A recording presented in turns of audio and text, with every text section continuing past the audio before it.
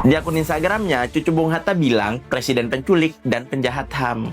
Banyak yang kaget sama unggahan Gustika Jusuf Hatta. Pasti lo juga baru kenal kan? Ya, cucu wakil proklamator kita yang menuding kita saat ini dipimpin oleh presiden sebagai penculik dan penjahat HAM. Dan juga wakil presiden sebagai anak haram konstitusi. Ironisnya, kritik itu justru datang dari seorang yang tetap hadir di sana dengan batik bermotif selobok yang secara adat dipakai untuk acara kematian. Sambil membangun citra Social Justice Warrior atau SJW di media sosial. Dan mirisnya, justru jauh dari citra Bung Hatta yang rajin baca. Pertanyaannya, ngerti kasusnya atau speak up biar tetap dapat citra SJW? Mari kita bahas. Pertama, gue pengen kasih tahu ya, soal TGPF atau Tim Gabungan Pencari Fakta Penculikan 1998. Tim ini jelas menyatakan ada pelanggaran prosedur di lapangan, tapi tidak pernah menuduh Prabowo sebagai pelaku penculikan langsung. Justru beberapa perwira bawahan sudah diproses di Mahmilub. Udah baca atau malas baca? Aduh, malu. Kedua, Munir,